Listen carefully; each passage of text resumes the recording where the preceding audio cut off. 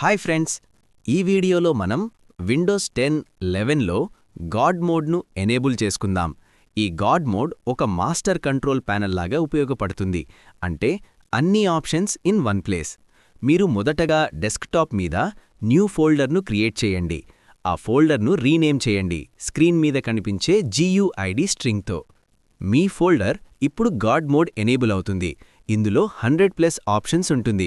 కానీ మీరు administrative account holder అయితే అన్ని ఆప్షన్లను ఉపయోగించవచ్చు. మీరు ఈ ఫోల్డర్ను పెన్ డ్రైవ్ ద్వారా ఇతర కంప్యూటర్లలో కూడా ఉపయోగించవచ్చు.